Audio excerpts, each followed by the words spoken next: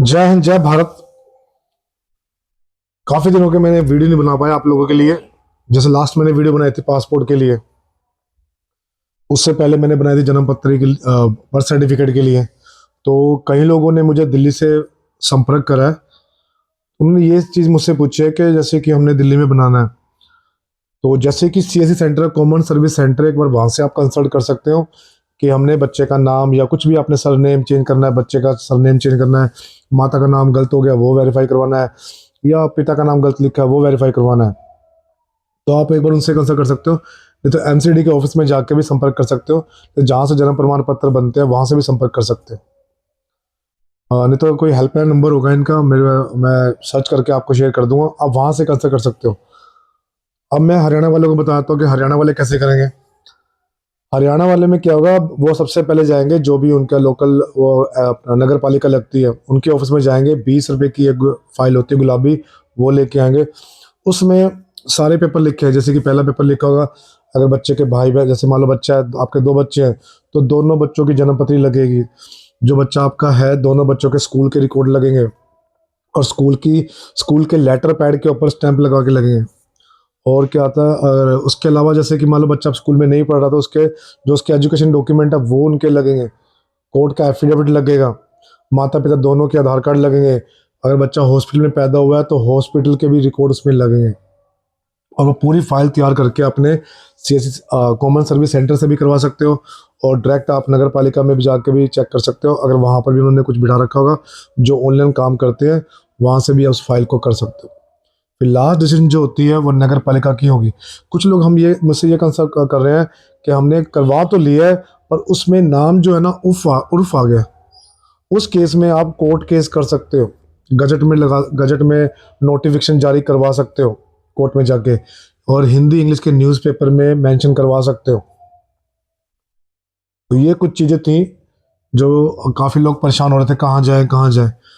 कोशिश तो यही करो, जब भी आप कोई भी लीगल पेपर बनवाओ उसमें आप टाइम दो प्रॉपरली। देखो, आप किसी भी यकीन मत करो उन चीज़ों के लिए, आपके पेपर है। कई लोग मेरे ऑफिस में भी आते हैं, वही मुझसे कंसल्ट करते हैं। और कई लोग ऐसे भी आते हैं, वो कह रहे हैं भैया एक बार दिखा दो आपने क्या टाइप करा। तो वो एक जेन्युइनिटी उनकी बात है। देखो, वो बार बार अपना टाइम स्पेंड नहीं कर पाएंगे उन चीज़ों के लिए। तो कोशिश यही करो कि आपने जो भी पेपर है एक बार उसको चेक कर लो, हिंदी इंग्लिश की स्पेलिंग चेक कर लो, बच्चे का जन्म प्रमाण पत्र क्या लिख रहे हो वो चेक करवा लो, ताकि आने वाले टाइम पे दिक्कत ना हो।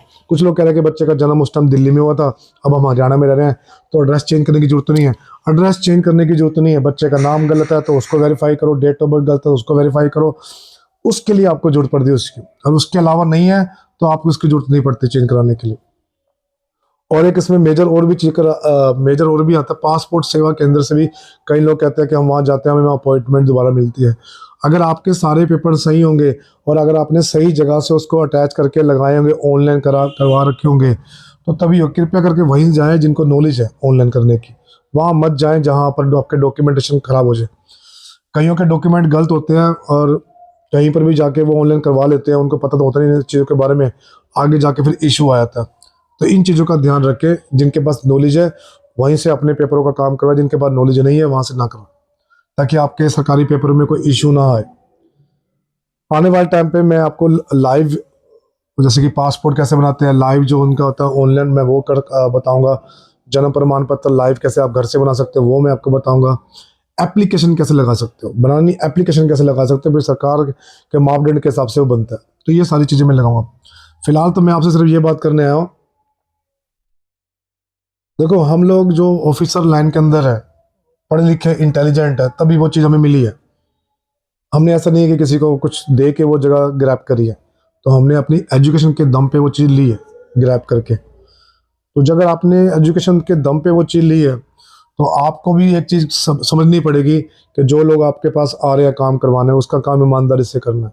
दूसरा, उनको प्रॉपरली बताना। देखो, किसी को लूटने के लिए 2 मिनट लगते हैं, तो लूटने से अच्छा है कि उनको एक सही इंफॉर्मेशन शेयर की जाए ताकि वो सही काम हो सके। ये एक अपील है उन लोगों से, हर डिपार्टमेंट के लोगों से, क्योंकि मेरे पास बहुत लोग आते हैं उन चीज़ों से कंसल्ट करने के लिए। वो कह रहे हैं कि हमारा नाम गलत कर दिया उन्होंने, हमारा डेट ऑफ बर्थ गलत कर दिया, लड़की का जेंडर गलत कर दिया। तो जितने भी ऑफिसर लाइन के अंदर किसी की ड्यूटी लगाते हैं, कृपया करके उनकी क्वालिफिकेशन भी चेक करें, वो उस योग्य है कि नहीं है।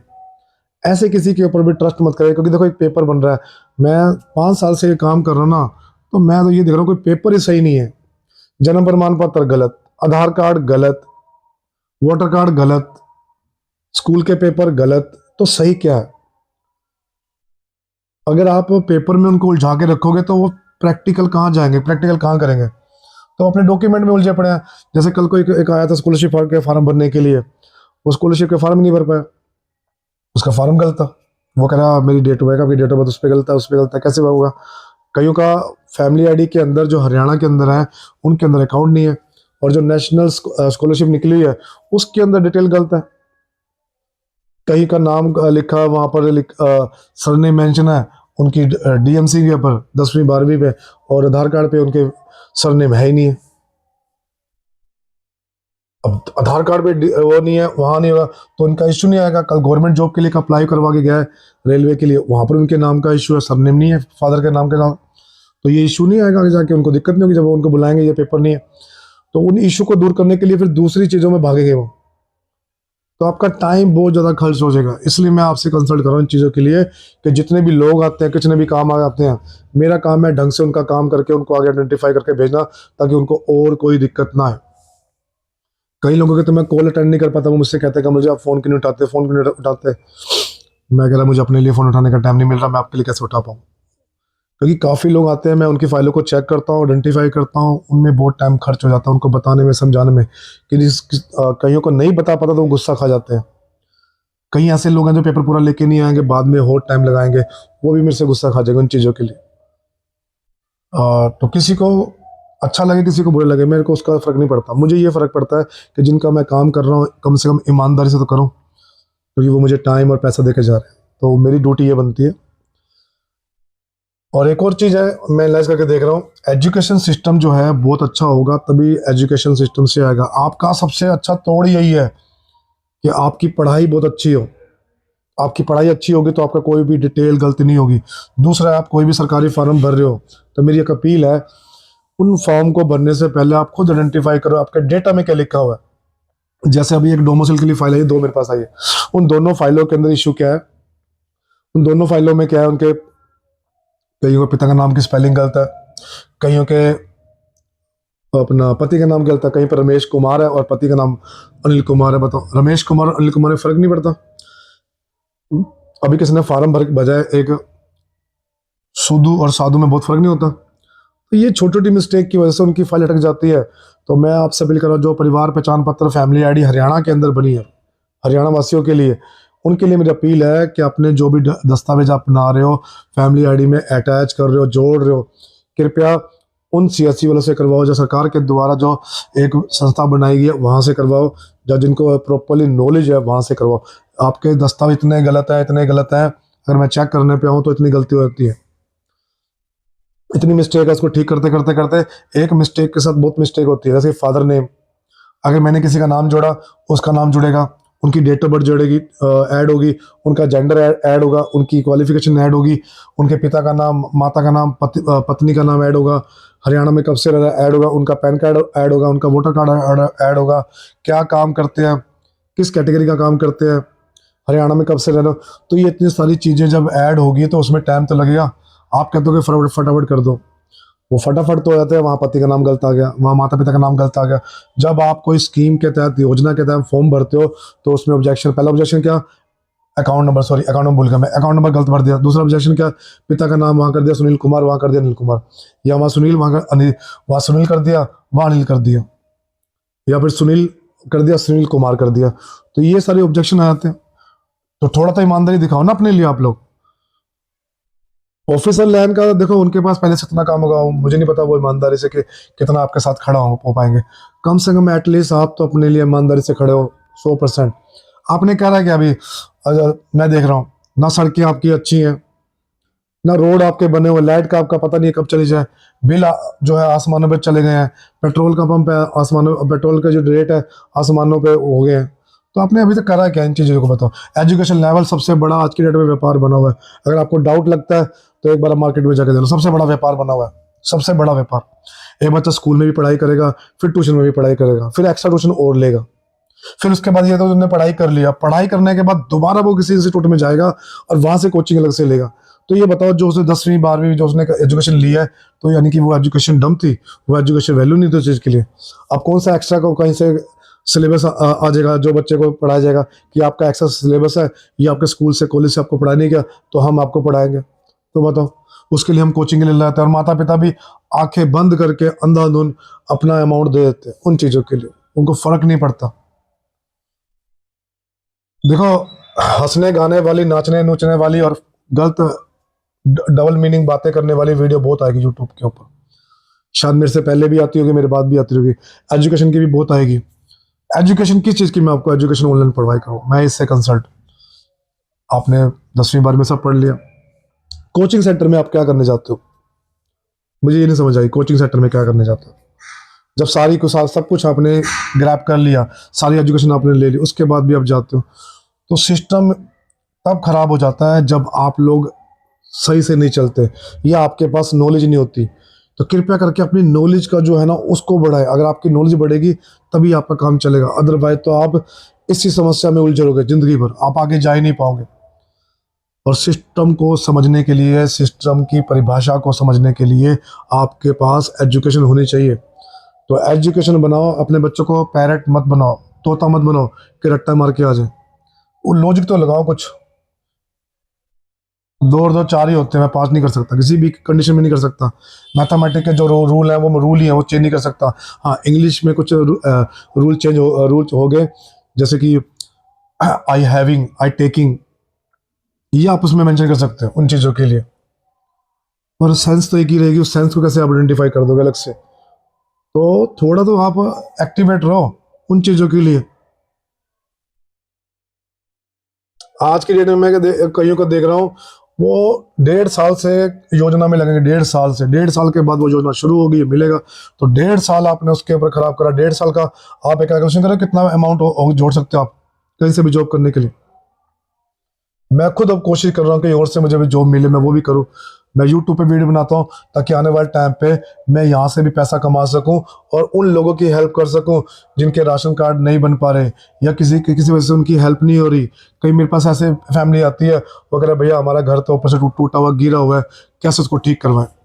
फार्म हम भरते हैं, चेक करने आते हैं, चेक करके चले जाते हैं, कह रहे पेपर पूरे नहीं है। तो मैं कहा अपने पेपर क्यों नहीं बनवाए? कह रही पेपर उस टाइम में पता ही नहीं था। वो सही बात कर रहे हैं, एक दिहाड़ी मजदूर वाला सुबह जाएगा शाम को आएगा, उसको क्या पता चलेगा? मैं अपने ऑफिस में अगर 9:30 भी बैठता हूँ ना, तो मैं वहां से जब उठता हूँ ना, तो मैं बाद में टाइम देखता हूँ, 9:30 10 बज जाती है रात के। कई बार तो मैं पानी भी नहीं पी पाता, कई बार क्या, ज़्यादातर मैं पानी भी नहीं पी पाता। खाना तो मैं भूल जाता हूँ, कई बार खाना नहीं खा, तो रात को खाता हूँ। उसके बाद भी एक दो बंदे आ जाते हैं। अभी मैं अब ये वीडियो बना रहा हूँ तो 4 बंदों की मुझे आवाज़ आई है नीचे, संडे का टाइम है, वो ये कंसल्ट करके आते हैं कि हाँ कमल जी का ऑफिस में होंगे। संडे सैटरडे उन्होंने भूल गए हैं, वो कमल जी का अपना काम है ही नहीं, क्योंकि उनको एक उम्मीद है कमल जी से कि कमल जी वो काम करके देंगे, वो यही कर सकते हैं और कर नहीं सकता। तो मेरे अलावा भी बहुत एजुकेटेड लोग हैं, डिपार्टमेंट में भी है और समाज में भी है। तो ये सब जब मिलके चलेंगे तभी तो काम होगा। कैसे आप उसको आइडेंटिफाई करोगे उन चीज़ों के लिए? बताओ, आप कर ही नहीं पाओगे। मैं बहुत कोशिश कर रहा हूँ उन लोगों को वो माया जाल से निकालने के लिए, बहुत कोशिश कर रहा हूँ उस माया जाल से निकालने की, ताकि वो माया जाल से निकल सके और अपने सक्षम बन सके और अपने दम पे खड़ा हो सके और वो चीज़ ग्रैब कर सके जो वाकई में करना चाहते हैं। समाज ऐसे नहीं सुधरेगा। समाज को सुधारने के लिए थोड़ा कड़क होना पड़ेगा उन चीज़ों के लिए। एहसास दिलाना पड़ेगा सामने वाले को कि आप गलत हो, पर वो गलत गलत बोलने के, अगर गलत बोलेंगे तो हमारे पीछे पड़ जाएंगे। तो वो कहते हैं ना, गूंगे रह के अच्छा है पैसे कमाओ। सच बोल के लोगों की डांट नहीं सुननी। कमल जी आप सुन सकते हो, हम क्यों सुने? तो मेरा फंडा भी यही है कि आप लोगों की हेल्प करो। अब मैंने बहुत सारे प्रोजेक्ट शुरू करे थे, देखो हर प्रोजेक्ट में पैसा लगता है, ये फैक्ट है। पर अगर मिलके चलेंगे तो पैसा इक्वलिटी में आ जाएगा। अगर हम एक दूसरे को काटने लगे तो नहीं आएगा। तो मेरी भी आपसे हेल्प है, जो लोग वाकई में सक्षम है, तो मैं चाहता हूं कि वो डोनेशन करें मुझे, ताकि मैं आगे उनकी हेल्प करूं। आने वाले टाइम पे कुछ भी उनकी हेल्प होगी, कुछ भी होगी, वो फंड कहाँ जा रहा है, मैं प्रॉपरली एक एक फंड का हिसाब दूंगा आपको उन चीज़ों के लिए। मैं देखता हूँ कुछ लोग स्कूल नहीं जा पाते, अगर मैं स्कूल क्यों नहीं भेजा, पैसे नहीं भैया, तो मैं कहा ये अपना आपके कपड़े थोड़े फटे से हैं, मैं कहा ये ढंग क्या है, कह रहे भैया कैसे करें, घर मैं कहा आपका टूटा हुआ है, एजुकेशन करे इतना पढ़ा नहीं सकते। तो वो हर चीज़ को मैं दे रहा हूँ। बच्चों की शादी पूछता हूँ, कह रहे भैया शादी कैसे करें, इतने पैसे है ही नहीं है। तो मैं कहा अपनी शादी तो छोटी उम्र में कर दी, इनलीगल है। तो कह रहे क्या करें। तो ये सारी चीज़ें फंसी पड़ी हैं, इन सब चीज़ को लेके चलना है। मेरा जो दिमाग है और आपका जो दिमाग है उसको मास्टरमाइंड की तरह यूज़ करना चाहता हूँ, ताकि उनको उन चीज़ों की जरूरत ना पड़े, वो एक प्रॉपरली वे आउट करके आगे जाएं, ताकि वो उन चीज़ों को कर सके, काम कर सके। और वीडियो बहुत बड़ी बनी है, तो मैं अपना स्कैनर आपको दे दूंगा। जिनको जो भी लगता है, जितना भी अमाउंट लगता है, 1 रुपया 2 रुपया, जितना भी 100 रुपये 500 रुपये। अब कई लोगों ने मुझे, मैं उनका नाम लेना चाहता, तो 3,000 रुपये डलवाया कहीं ने 500 रुपये दे गए मुझे ऑफिस में, इसलिए दे गए। वो कह रहे हैं कि इस टाइम आपको हेल्प ज़्यादा जरूरत है, तो आप ये काम बंद मत करो। आप लोगों की हेल्प करने के लिए बैठे हो, तो आप हमारी समस्या के लिए बैठे हो, को आप इन चीज़ों को लेके चलो, आगे चलो, हम आपके साथ खड़े हैं, ताकि आने वाले टाइम पे हम एक एनजीओ बनाए, एक ग्रुप बनाए, एक सिस्टम बनाए, उन चीज़ों को लेके चलें, ताकि हमें सक्षम बन सके, हम डिपेंडेबल ना रहे किसी और के ऊपर। तो जय हिंद, जय भारत। काफ़ी देर से कोई कुंडी खड़का रहा, तो मैं चलता हूँ। तो अगली वीडियो में मैं फिर कंसल्ट करूँगा।